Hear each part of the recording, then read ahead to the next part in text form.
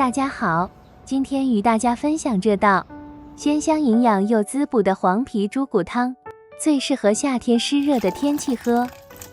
这种煲法滋味独特，营养翻倍，是养生必备的鲜味汤王。下面把价值连城的商业配方、详细制作方法全部告诉你。如果喜欢喝汤的朋友，记得收藏转发。黄皮是一种热带水果，被称为世界上的果中之宝，富含维生素 C、糖、有机酸等。通常清洗前净后直接食用，口感酸甜可口。黄皮果有独特的蜜香味，闻起来有一股舒适愉悦的感觉。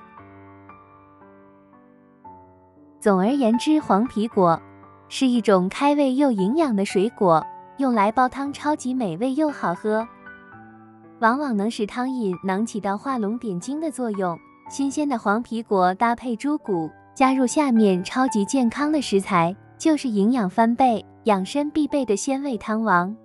将黄皮果摘下来，放入淡盐水中浸泡10分钟。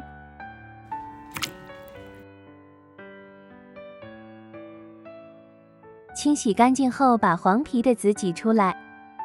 黄皮含有多种氨基酸、黄酮特等，既可顺气促进消化，可减轻平滑肌的痉挛，收到化痰平喘之效。将猪骨浸泡出血水，冷水下锅焯水。夏季在户外时发生中暑，感觉不适，可吃几个黄皮果即可缓解中暑的症状。捞出沥干水分，然后放入汤锅中，加入黑豆、古人言时以黑为佳。土茯苓被称为祛湿排毒之王。加入蜜枣、红枣、陈皮，加入清水，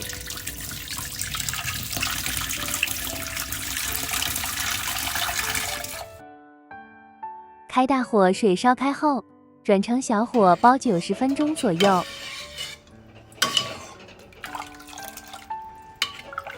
90分钟时间到了，这时才能加入黄皮，过早加过迟加都不好。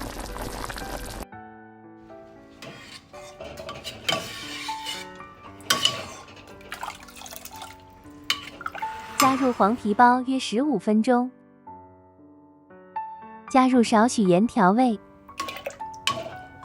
这样做鲜香好喝的黄皮汤有非常好的功效与作用，健脾消食、消暑、止咳化痰、保护肝脏、增强记忆力等。